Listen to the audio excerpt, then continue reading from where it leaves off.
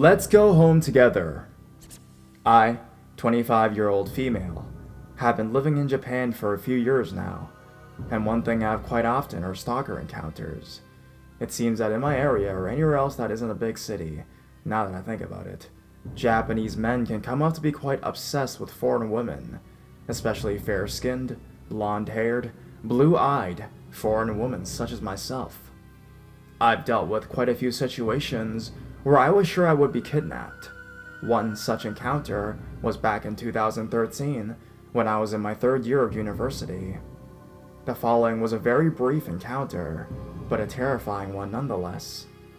I was studying abroad at school in Saitama, making a lot of friends and having the time of my life.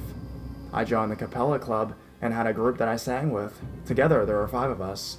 They were all men, which made me uncomfortable at first, but we blended well together, and they felt more comfortable singing English songs with me there to help with pronunciation and whatnot.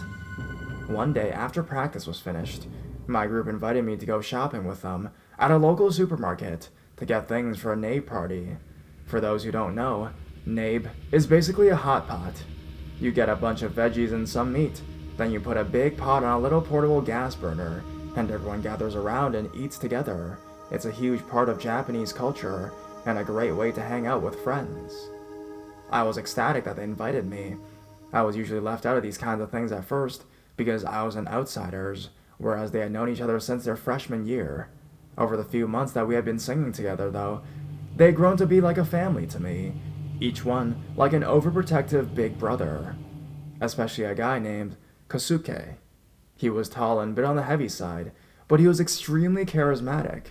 Whenever he saw me fumbling around, nervous or confused, he'd quickly appear by my side and throw a heavy arm around my shoulder, practically knocking over me while asking, "What's the problem, Tani-chan?"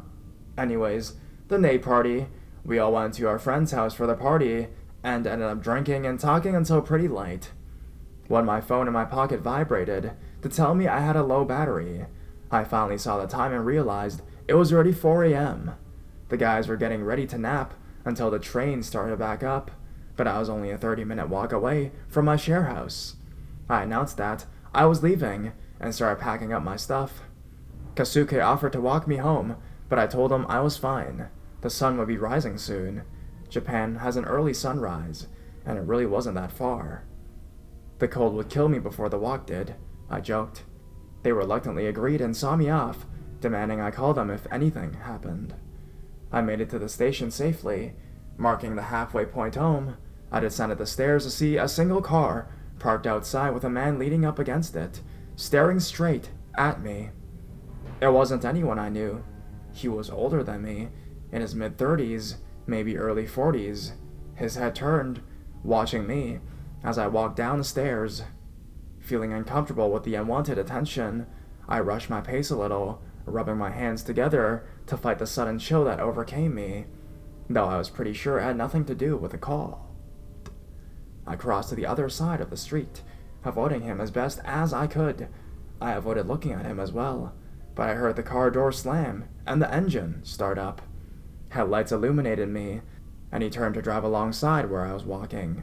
His windows rolled down. "Hey," he said in Japanese. "Are you alone?"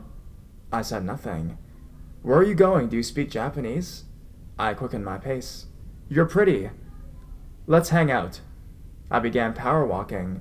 The sluggish tiredness from the party was quickly being replaced with adrenaline. He pulled ahead, and I thought he gave up, but his car stopped not far ahead, and he put it in park, getting out. "Let's go home together." He was standing about 10 feet ahead of me. I stopped, so I wasn't walking closer to him. "Let's go home together," he repeated a little more forcefully. "Let's go home together," stepping towards me. "Get in my car." I didn't have much time to think. I immediately turned left and sprinted into the park. There were only 4 entrances, all of which a car could not enter. It was a traditional Japanese-style garden with tall bamboo trees and a pond of koi surrounding a gazebo in the middle. The man was in a no-parking zone, so he wouldn't leave his car alone. I heard him curse under his breath and jump back into the car. I pulled out my phone, immediately calling Kazuke. Just my luck, though, he didn't answer. I tried the rest of the group as well. No one answered. I looked at the next exit just in time to see his car crawl by slowly, his head sticking out the window, searching for me as I hid behind a grove of bamboo. Trembling in fear, I tried again and again, with no success to reach the guys. I looked repeatedly at my 4 exits, always seeing him crawl by. He was circling the park, waiting for me to walk out so he could talk to me again, though I had a feeling talking wasn't really what he wanted to do. Just as I was about to cry, my phone lit up dimly, with a phone call from Kazuke. "What's the problem, Tani-chan?" he said jokingly. The other guys in the background were still joking around. In a rush of breath, I explained to him my current predicament. Though he didn't say a word the entire time, I could practically hear the smile leave his face. The rest of the group had quieted too, and I heard one say, "What's going on? Is she okay?" He told me to stay where I was, and that he would be on his way, but I was already 20 minutes away, and I wasn't sure that I had 20 minutes before the guy parked his car and came into the park to look for me. I looked behind me again just in time to see him drive by that exit slowly, looking through. That's it. I'm cold, I'm tired, I'm scared. I want to go home. "I'm gonna run after he passes the next exit and turn the corner," I explained. "No," he said, "wait for me. I can run and be there soon." But Kazuki wasn't a runner. I don't think he'd get there any faster than I could. He wanted to say something more, but my phone suddenly went dark. Dead battery. No turning back now. I waited a few seconds and there he was, right on schedule. He crawled by the exit, then stopped. My heart was pounding so hard, I was sure he could hear it, but he looked hard and slowly around. The sun was starting to come up now, and he had a better view. It really was now or never. He slowly moved forward. I crept out of my hiding spot and moved towards the exit. I poked my head out and saw him turn the corner. I sprinted towards my house and didn't look back. I was too scared to. I don't know if he saw me, and I was too fast to follow or whatnot, but I didn't ever see the guy again. I immediately put my phone on the charger and called the guys back to let them know I was okay, because they can never let me walk home alone, in the dark, again.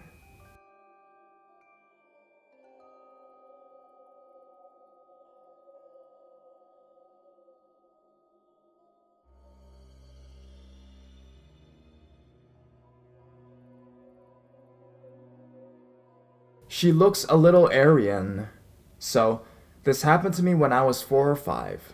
And while 5-year-olds don't really have the best memory, but this really stuck with me. Not sure if this would be better in Reddit creepy encounters, but whatever. To start off, I was a cute child. Like really cute.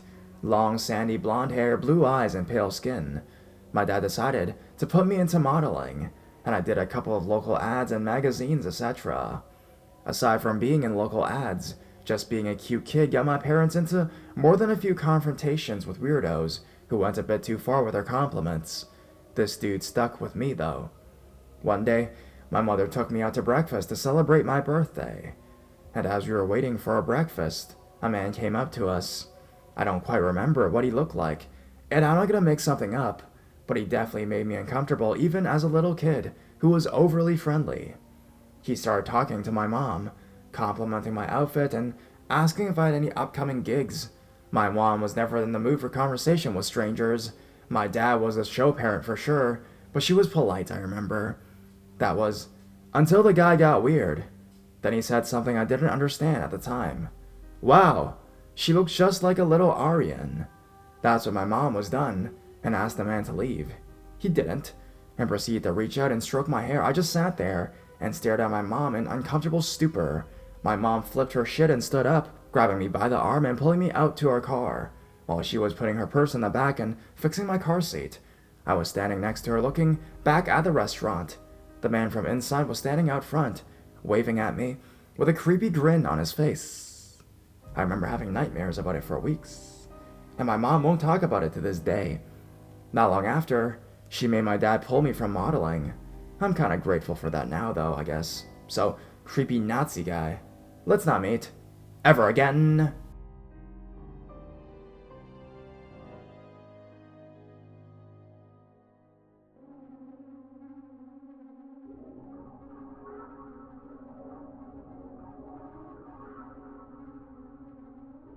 She's mine. First time posting here, although I have plenty of creeper stories. However, this is by far the most terrifying. I work for a major stationery brand, managing a pop-up store in my major city district. We are situated in the middle of a large shopping center and have an open plan layout, like most pop-up stores, which means people walk through freely. The brand I work for are all about giving the best customer service and going above and beyond the usual retail requirements to help out our customers. Being new and eager to show my loyalty, I made sure to follow this code with all customer interactions. Now, the first time I met Eugene, he was wearing a very old black three-piece suit, red tie and a top hat with a feather, not shitting you.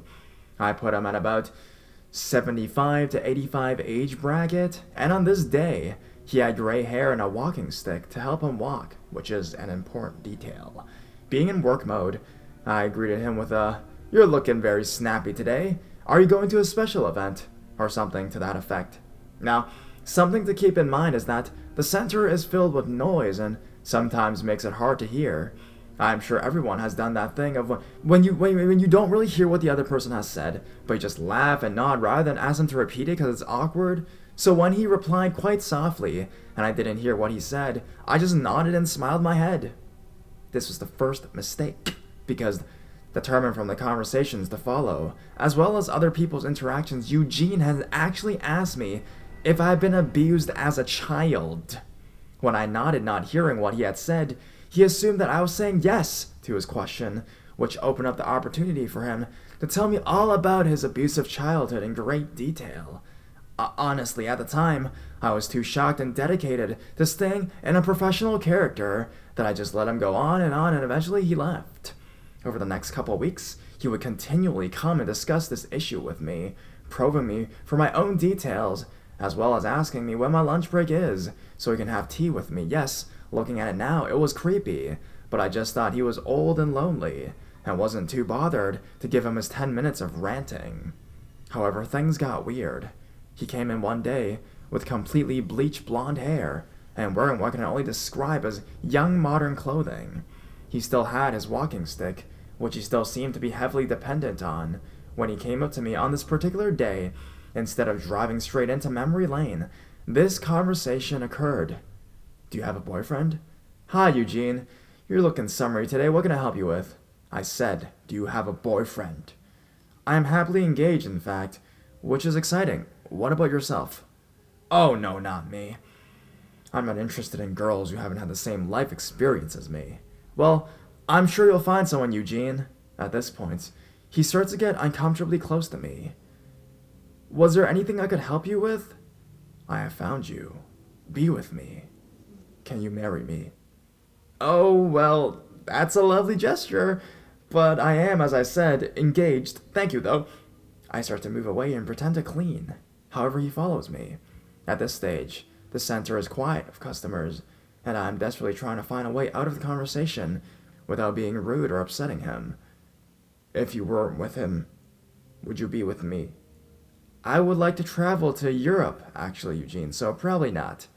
"I want to travel. When you finish work, we can head off after that." At this point, I am in fight or flight mode and mumble something about working late. Thankfully, a passing customer comes by to ask me about a product, and I move away to serve him. Eugene leaves. After I am alone again, I call security to tell them what happened, and that I feel extremely uncomfortable. They say next time I see him to call them. I also inform the other staff in the center what happened. Security walks me to my car that evening, and I get home safely. 2 weeks pass, and no sign of Eugene, which is a relief, and I assume he had given up. It was a pretty quiet day on this one particular day, so I decided to do some serious cleaning on our shelves. I'm cleaning for about 15 minutes on my knees before I have to grab more paper towels. I stand up and turn, and directly behind me is Eugene. He was so close that I could feel his breath, and even as I write this, I can feel the same cold shock sweep through my body that I felt on that day. I was fucking terrified. How long had he been behind me watching? Today he was wearing all black. Joggers, t-shirt, and even his runner were black. He had absolutely no walking stick in sight, and was just staring at me blankly. I had pretty much lost all professionalism at this point, and said to him, I will help him after I make a quick call. Thankfully, he didn't follow me to my POS station, and as soon as I put the phone to my ear, he strode, yes, he fucking strode off. Security answered, and were actually right by where he was, and escorted him out of the center. At this point, I was so terrified and shocked that I went and stood by a neighboring shop. When security came back, he asked me how long I'd known him for. I told him I only knew him as a customer and nothing else. The security guard then said to me the whole time, he kept saying, "She's mine. She's making a mistake. She's going to be with me. She takes the whatever bus." Somehow, he knew what bus I took? At that point, I just burst into tears and called my fiancée to come and get me, and called a girl for another store to take over. Since then, he has only come into the center a couple times.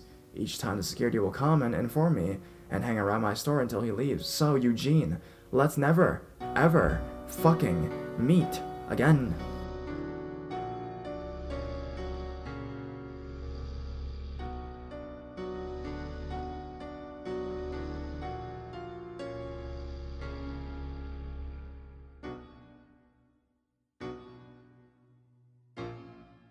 The time I made my creeper cry. So I'm actually a trans man, and since coming out and starting to transition, creepy strangers actually tend to leave me alone. But when I was living as an apparently cis female, I got a lot of unwanted, disgusting, creepy, and sometimes kind of funny attention. I say this for two reasons. One, this was by no means the only time something like this happened to me. This is just one of my best stories. And two, males, you have no idea how much more unwanted stranger attention women get. I couldn't leave my house without being harassed. It was all the time. So when you hear women say things like, "I promise you," they are not exaggerating, and they are certainly not bragging. It's a big, big problem. Anyways, the story. I was living in a pretty far out part of southeast Portland in the early spring of 2008, when I was 22 years old. And one day I was standing at a bus stop on a residential street in a quiet, almost suburban neighborhood. I've always been interested in clothes, and I had an office job at the time and still, as I said, living as female, so I was wearing a fairly nice, tailored dress and heels, and probably carrying a smart little bag or something. A small, unthreatening, if shabby and awkward-looking man in his late 20s, with red hair and thick glasses came and stood beside me as I waited for the bus, and after a long silent moment he said, with no preamble at all, "Yeah, so my landlady's threatening to call animal control on me." I frowned at him and asked him to repeat what he said. He did. "Why?" I asked, thinking this was probably going to be a funny story, and like he seemed alright. "Oh, you know how they are," he said. "I guess I just have too many goats. To be fair, it's Portland. Today I actually live next door to someone who owns a lot of goats. We got all kinds of urban farming going on around here." I then listened to a very confused and disjointed story about his landlady and the goats, away from which I took almost no clear idea of what actually happened, but I nodded politely as usual, not bothering with any sort of segue. The man then said, "Yeah, you seem like a really responsible girl."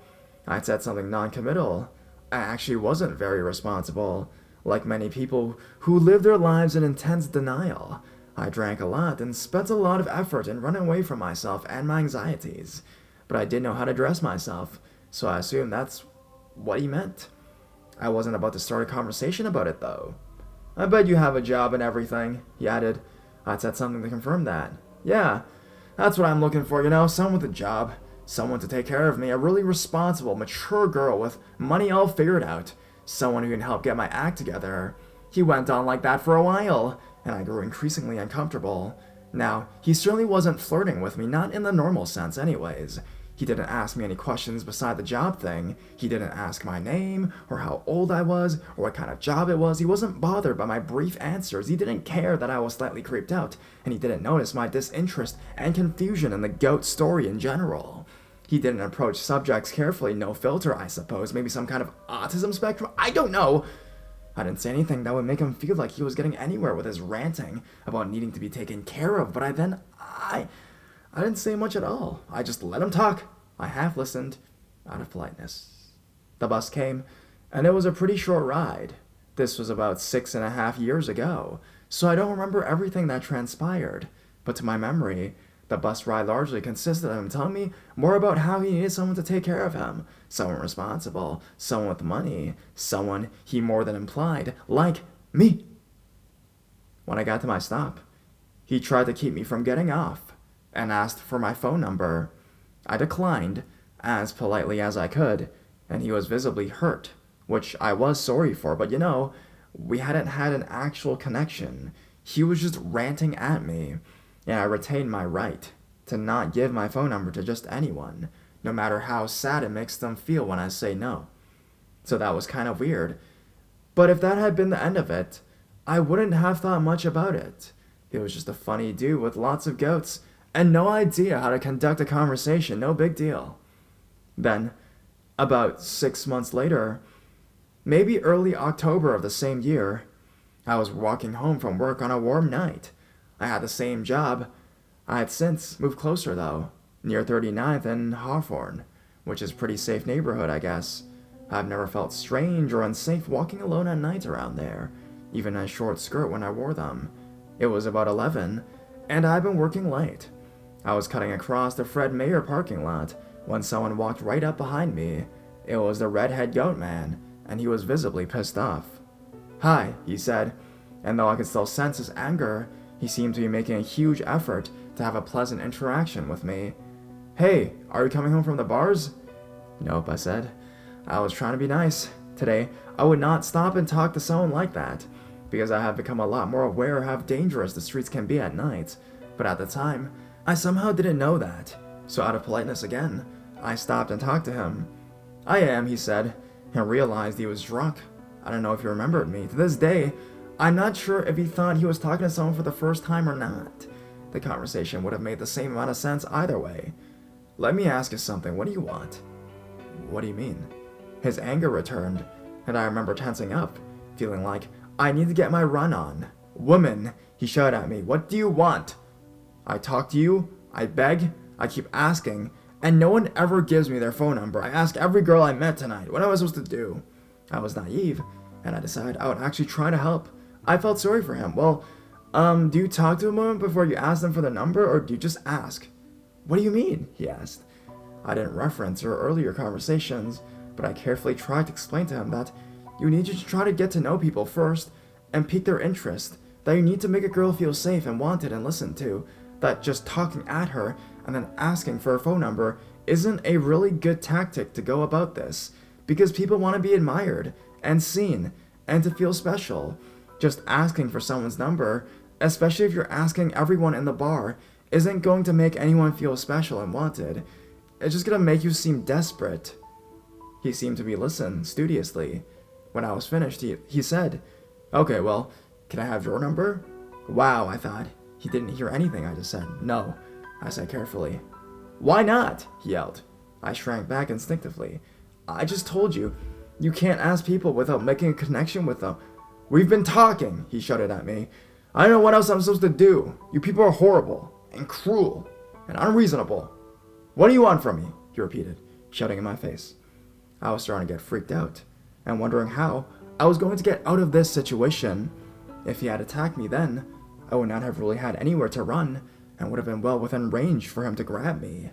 But after screaming at me for a minute, he hung his head and started sobbing uncontrollably, and ran away. Just then, 2 closers were leaving Fred Mayer in their bakery whites, and they glared at me as if I had done something terrible, assuming I knew him and had broken his heart or something. "I don't know that guy," I explained awkwardly and then walked home. I never saw him again. It's weird because, as creepy as he was, and as unsafe as I felt, in the last minutes of that conversation, I did feel sorry for him too. It's really not always easy to tell someone who is safe to talk to and who isn't, and I still don't know if I did the right thing by trying to be nice to him, or if I was just putting myself in a situation that was awkward at best and dangerous at worst.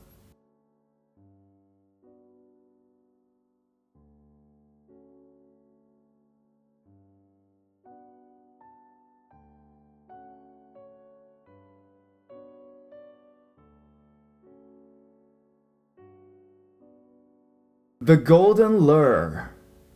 I should probably declare at the start that even at this age, I'd already experienced some very bad people, and at crimes I'm not allowed to talk about on the sub committed against me. It will help explain my reaction to this situation, even though I was young. When I was 7 years old and my brother 4, we lived in a nice end tourist house in a city. The right side of our house and garden joined onto the back of row of guest houses. The last of these backed onto the side of the very back end of our garden, where an apple tree in our garden hung over our garage. There was a metal spiral staircase leading from ground level to the second floor of this guest house, which was the top floor. We could always see inside the top floor in all weathers, as the door was always left open for ventilation, and it seemed to be the primary, or only, exit. There were no windows in this bedseat-style flat at the top. I could see more into the flat from my bedroom, which was at the back of the house, and had a bay window, so I could see out to either side. A 6-foot wall ran round from the garage to just under my bedroom window. The left side of our house was adjacent to the house belonging to the Wong family, next door. A boy joined my class late in the school year. I was the smallest in class and a girl, and he was not much bigger than me. Golden blondie, tanned and slim, just like me. In an area where most white children were blonde or dark-haired, I stuck out because I was more pretty. It drew attention. It drew negative attention, actually, too often. The new boy's name was Stephen. I recognized him. He had moved in the top floor bedsit next to my house. He struggled in class, and I would help him out. Working closer to him, I noticed he had a strange accent, struggled to concentrate, and had dark circles under his eyes. He didn't wear a uniform. We would walk back from school together and wave across the wall. Sometimes I would wave from my bedroom window. This was over a few weeks' time. One day, my family was getting ready to go to a christening, and so my brother and I had been dressed in smart clothes.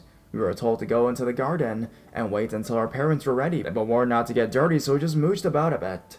Suddenly, Stephen appeared atop of our garage, beaming smiles at us and making chit-chat. He was picking apples from the tree. As he picked, he threw the apples down for us to collect. When he finished, he clambered down the wall into our garden. He had never been in our garden before, and hadn't been invited inside. I wasn't used to people inviting themselves in, and it made me nervous. He started picking up the apples from the pile we made, and asked to help carry them back upstairs to the flat. My brother was readily volunteered, and started picking them up. Stephen opened up our back garden gates and walked out. My brother followed. I called out to my brother and said we couldn't just go, because Mom and Dad would wonder where we were. He pointed out we shouldn't be rude. Can't you tell we're British? So I begrudgingly picked up the remaining apples and followed. As we were walking up the metal stairs, Mrs. Wong from next door called out to me and asked where in the world we were going. Shading her eyes from the sun, I replied we were helping carry apples upstairs. She looked concerned, and I began to feel more uneasy. She remained watching us until we were inside the flat. Once inside, Stephen walked us across the room to put the apples in the sink. It was a one-room living area with the kitchen part at the very back, a table on the right, and a doorway that presumably led to a bathroom. There was a small TV on the kitchen counter, and there were 2 men in the room. One was clearly related to Stephen, blonde, tanned, and slim, with the same facial features. He was standing on the left near the entrance doorway. The other man was older, dark-haired, heavier with a mustache, and was wearing a sort of fishing hat. He was sitting at the kitchen table on the right. The room had an odd smell and a strange atmosphere. I had seen the dark-haired man before from my bedroom, on the metal balcony at the top of the stairs, but I had never seen the blonde man before. Once the apples were deposited into the sink, Stephen's attitude and demeanor changed completely. He stood as far into the corner by the sink as he possibly could, squashing himself in there. His face went dark and unfriendly, and he stopped speaking, looking at the floor. First, red flag. The blonde man shut the door. Second, red flag. My survival instincts kicked in. The dark-haired man started making pleasant small talk, and I started slowly backing towards the door, looking for another way out, but knowing there wasn't one. The blonde-haired man painfully grabbed my arm and said, "Where do you think you're going?" He was staring hard and aggressively into my face. I kept my cool and stared back, saying home, let go of my arm, and trying to tug my arm away from him. The dark-haired man was talking to my brother, who had gone over to him. He was touching my brother's head, and it made the hair stand up on the back of my neck. The dark-haired man was clearly in charge. He said something to my brother about having a pretty sister. He looked up at me and said, "That's a pretty dress you have on. It looks expensive." I replied, "That's because we're going to a christening. Our mom and dad will be looking for us soon. We're supposed to go in 5 minutes. So you better let us go or I'll scream." I was still trying to back towards the door. The whole time my heart had been trying to hammer its way through my chest. The room became very tense. The dark-haired man looked at me and said quietly, "But nobody knows you're here. And no one will hear you." Until this point, I still had my doubts about my interpretation of their intentions. Not any more. My brother was watching me closely and finally seemed to realize something was up. He became very still. Stefan's face was full of anger. I looked at the blonde man and said, "Let go of my arm, it hurts." He just stared at me. I looked back at the dark man and said, "You're wrong. Somebody does know we're here." I waved to Mrs. Wong on the way up the stairs and told her we were coming in with Stefan. I knew I had to get us out quickly. The longer it took, the less likely we would get out at all. The dark-haired man surveyed me for a few seconds, and everything was very quiet. He almost looked amused. He was clearly trying to work out if I was lying, and whether the risk was worth it, which is what I was banking on. Finally, he looked at the blonde man and said, "Let him go." I started beckoning my brother towards me, and he slowly started to walk over. When he got close enough, I grabbed his hand. The blonde man still had hold of my arm, and started to argue. The dark-haired man said, "Open the door and let them go." He had never moved from his chair. The blonde man gave me a hateful look, opened the door, and threw my arm away. As I was pushing my brother out the door, I looked back at Stefan. His face was twisted with hate and anger, still backed into the corner. I felt guilty, but knew I had to get my brother out of there. We ran down the stairs, with me pushing him all the way. Mrs. Wong was still there watching. I looked back and saw the flat door had been closed again. I dreaded to think what was happening in there. I actually locked our back door. When we got inside, we were probably only in the flat for about 7 minutes. Never was I more grateful for the nosiness of Mrs. Wong. We never told our parents what happened. Mrs. Wong asked me the next day if we were okay. I lied and said something passive about just helping the boy up with apples, but she looked suspicious. I never saw Stefan in school again. However, a couple days later, I heard a noise in the middle of the night and looked out my bedroom window. Stefan was standing on top of our garage, staring angrily at my window. This freaked me out, and I quickly checked all the windows were locked, but knew he couldn't get in. I closed the curtains and stayed on the other side of the room all night. The next night, I heard another noise on the wall outside my window. I never opened the curtains, as I didn't want to see him, but could see a shadow when I went closer. The flat door remained closed for about 2 weeks. I checked it every day when we came home from school. I learned at school that Stefan was actually 2 years older than me. After the 2 weeks, I came home from school to see the door was open again. I panicked and watched it for hours from my bedroom until I saw a new family had moved in. Stefan and the 2 men were gone. To this day, because of this episode and a separate one, I cannot go near a window to open curtains in the day or open and close them in the dark. They remain at whatever state they're in until someone finally moves them. I've always felt ashamed that I didn't prevent the situation, even though I know it wasn't my fault, and I guess I'll never shake that off. And I'll never forget my little brother's words as we ran back through our garden and into the house. Were they bad people?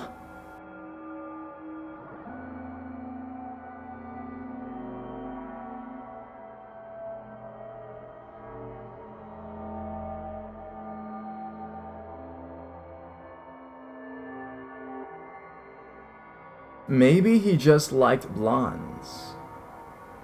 Let me start out by saying that this story is absolutely 100% true. I don't know if that needs to be said, or if me saying that makes it look like a work of fiction. But I am not a regular here. I came here from Reddit No Sleep, and the rule there is that everything is true even if it's not, so it's pretty obvious that it's mostly fiction. Don't stop me from losing sleep though. So, just in case this sub needs disclaimers as well, I figured I'd just friggin' put it here. I'd also like to apologize in advance if the story gets long, but I'm kind of detail-oriented, and I also tend to ramble a bit when I talk. I have Asperger's syndrome, which for those who don't know is a high-functioning form of autism, and I'm writing it as I go along, so again, sorry if it gets long or repetitive anyways. Obscenely long disclaimer is obscenely long. Let's begin. When I was 16 or 17, This is what happened.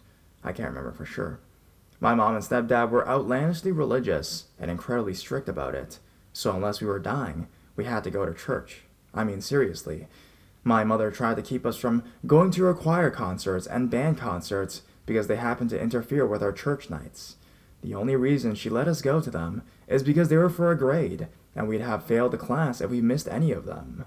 Other than that and crippling sicknesses, the only time I remember missing church was when I had a terrible sunburn that got to that itchy healing phase, and no matter how much aloe or lotion I put on it, I couldn't stop constantly rubbing my arms because they itched so much. It was literally driving me insane and I couldn't stop crying. And even then, she only let me stay home because she didn't want me to cause a scene. The way our church was set up, it was pretty open. To be a little dirty, I can't explain it any better. It looked like an upside-down drawing of a terribly cartoonish penis. The door area was rounded, with big glass doors on the right side, big windows on the left, and I can't recall whether the front was a big window or a big wall. Either way, it was very easy to see outside during the daytime, but incredibly difficult at night when the lights were on. When the sun went down, however, you could see everything going on inside, without so much as a crane of your neck. Almost immediately inside was a hallway to the right, which had the bathrooms and the nursery, and at the front was a wall with a set of double doors on either side, which led into the sanctuary. We had a very small church family. It started out as only 2 people, then a few more came and a few more. When my family started going, we had about 20 members total, including the pastor and his family.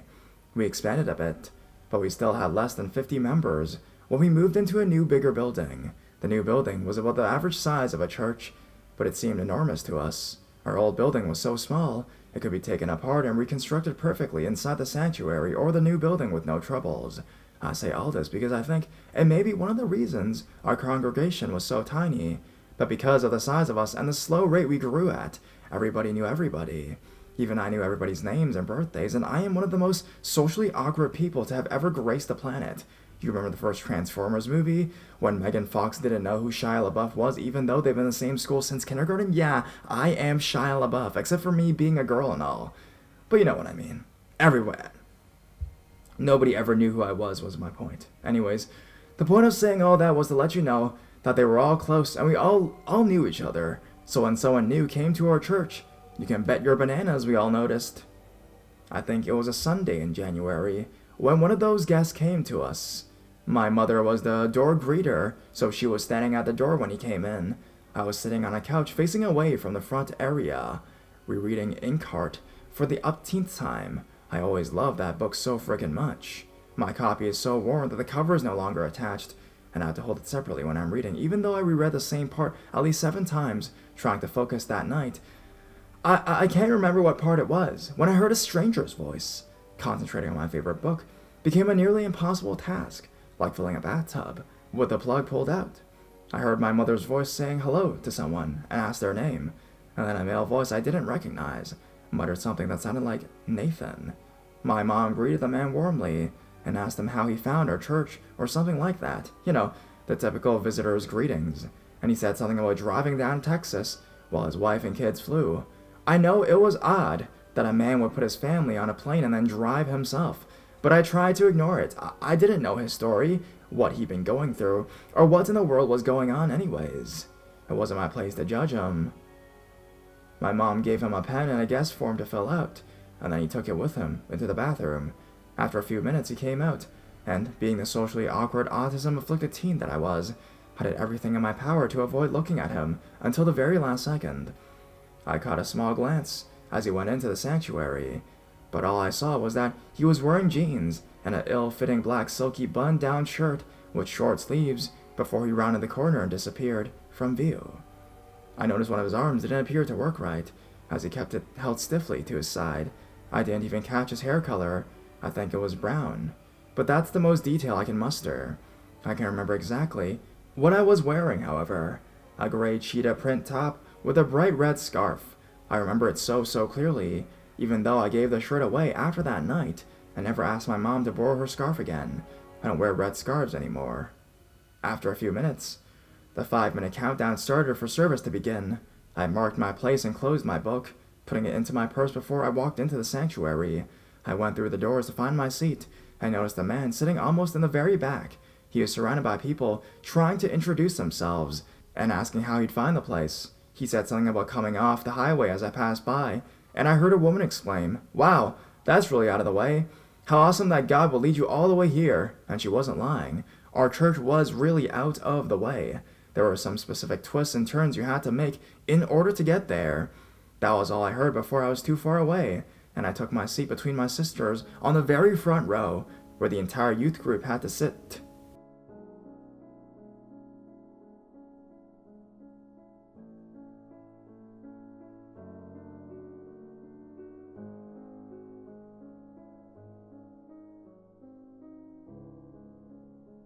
A few minutes passed before the service started. The pastor took his place on the platform, in the chair next to my uncle, my mom's brother, who was, I can't remember his official title, but he was basically the pastor's right-hand man. The singers started up with one of their songs. Usually I felt a pang of longing every time they got up there. I didn't like church very much, but I wanted so badly to be up there on the platform singing with them. But I felt none of that on this night. Instead, something simply felt off. My heart kept pounding, and I could feel the back of my neck prickling against my scarf. I had never had that eerie feeling of being watched before then, so I wasn't sure what was going on. But I now know that feeling very well and wish I could have placed it back then. As much as I wanted to turn around and see what was making me so uneasy, I kept my eyes on the pastor, afraid to get in trouble for turning around. After about an hour and a half, the sermon finally ended, and the pastor invited everyone up to the altar to pray. I sighed and stood quickly. I have been having the urge to empty my bladder since song service ended, but I didn't want to stand up and walk out while he was speaking, especially since I was so easy to spot. So I just waited until the majority of the church was standing, or at least singing, so I could make it out with nobody noticing me. Big mistake. I went into the restroom to see that there were a few other women in there. I locked myself in the middle stall to do my business. Before I finished, everyone except for one other girl had all left. I heard the door open, and then a man's voice said, "Oops, sorry, wrong restroom," or something along those lines, and then the door closed again. I didn't recognize the voice, but because of that, I was able to place it as the visitor. I didn't know why, but for some reason, I found it extremely odd that he walked into the wrong restroom. There were signs on both doors depicting which gender the bathroom was for. They were a bit faded, sure, but they were the signs that looked like stick figures wearing either pants or dresses. I thought they were easy enough to tell apart, but I figured maybe they were faded to the point that it was hard to tell. I still couldn't shake that feeling though. I heard the other woman making some sort of flustered noise, and then the water turned on. She must have been fixing her clothes or her hair in the mirror when the man opened the door. I heard my uncle's voice outside the door, asking someone what was wrong, and the stranger's voice came again, saying something about a stomach ache. "Well, that's not good," my uncle replied, sounding genuinely concerned. "I hope you get to feel better, man. God bless." And then I heard his footsteps walking away. A minute later, the woman finished whatever she was doing and walked out, and I was alone. I finally finished up, but I couldn't shake that eerie feeling. I exited the stall and washed my hands, but as I put my hand on the door handle to pull it open, my senses started shrieking at me to stay where I was. I froze for a second, trying to calm down, but over the pounding of my heart in my ears, I heard a rustle outside. I stepped back, thinking some woman was coming in and not wanting to be in her way, but all I heard was that strange sound, like silk rubbing against skin. My heart sped up as the noise continued, so I moved further away. I tried to calm myself down, knowing I was being irrational, but the strange panic was pushing my heart up into my throat. Without really knowing why, I walked even further away from the door and stepped sideways into the stall furthest away from it. I shut the door quietly and locked it without a sound. Then, because I was feeling so irrationally afraid, I untied the red scarf that was round my neck and threw it over the partition into the stall next to me, the one I had been in previously. As I stood in the stall trying to calm myself down, breathing heavily for what seemed like an hour, I heard the bathroom door creak open. My fear took a hold of me, and I wedged myself between the toilet and the wall before I even realized what I was doing, trying hard not to make a sound. My heels made a tiny click against the floor, and I cursed myself, slipping my feet out of them and standing on my tiptoes behind them. My heartbeat came back into my ears, pounding like a hammer against my flesh, like it was trying to burst out through my head. I positioned myself so that even if someone had to look underneath the walls of the stalls, they wouldn't be able to see me unless they were right in front of my door. it was completely silent for a few moments. And then I heard a heavy footstep on the tile. My heart stopped completely. There were no click of heels, no soft double pat of a flat. Just one solid footstep. No women in our entire church walk like that. Out of nowhere, my uncle's voice boomed out, "Hey, what are you doing?" The door banged shut, and I heard the stranger's voice stuttering out an apology. "Sorry, man. I didn't realize this was the wrong bathroom. I think you need to leave," my uncle practically growled. Now let me tell you something about my uncle. He's not a mean person. In fact, he has the biggest, softest heart of anyone I ever know. He's my favorite uncle for a reason. But while not being muscular, he is a big man, at least to me, and I stand at a proud 5'8". He's at least a foot taller than me, and 3 times as wide, and I'm also not a skinny girl, and he wasn't buying the stranger's bullshit at all. Both voices came again, muffled, so I couldn't hear what they were saying. I heard 2 sets of footsteps, one much more solid than the other, and then the front door quickly opened and slowly swung shut. I stood frozen in my spot, trying to remember how to exhale without screaming.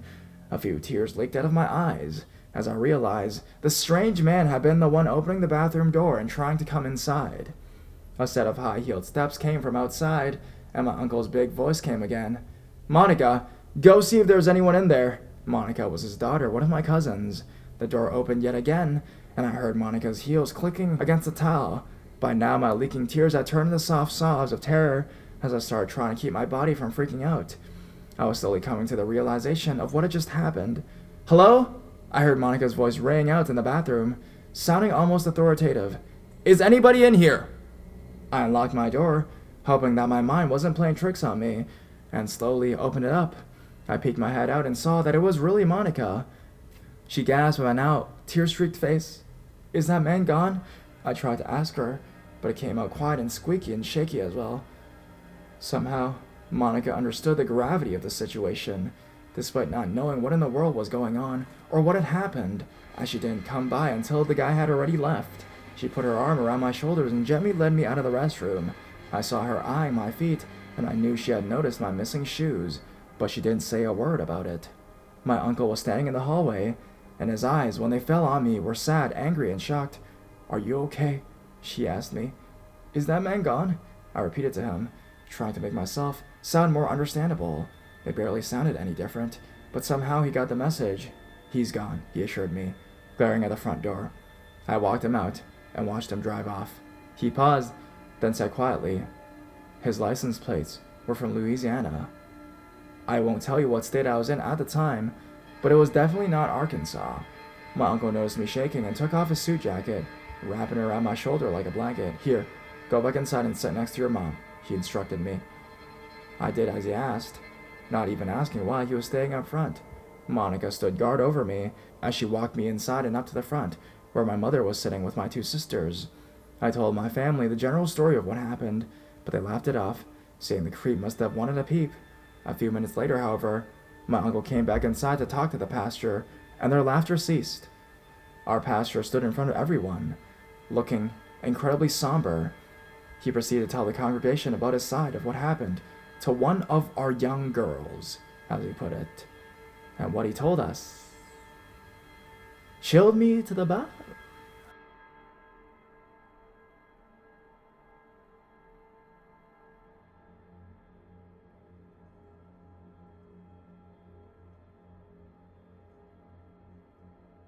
Apparently the guy had been watching me ever since the service had started, occasionally fiddling with something in his pocket. His eyes had not left the back of my head one single time. Then, when altar call started, and I went into the restroom, he had watched me leave, looking around as if to make sure nobody was following him, then stood and followed me out. My pastor told my uncle that the man had followed one of their youth outside, towards the bathrooms, and instructed him to go see what was up with the man. So my uncle went to talk to the stranger, which must have been when the stomachache talk took place. My uncle came back in to report to our pastor. After hearing about it, my pastor looked through a small window in the door to see that the man had not gone into the men's restroom, but was instead walking around outside. He told my uncle to stand by the doors and immediately go back out if he saw a signal. Sure enough, towards the end of the altar call, He saw the guy take off down the hall towards the ladies' room and started pointing frantically. My uncle shot through the doors to find the man standing in the doorway, holding the door open and looking into the bathroom with a perplexed expression on his face as he drew something slowly out of his pocket. He had just begun barely to walk in when my uncle shouted at him. He dropped what he was holding and spun around, but not before my uncle caught a glimpse of the back handle of a rather large folded pocket knife. After he told me this tale, I reminded everyone that there is evil out there. My mom and sister started apologizing to me.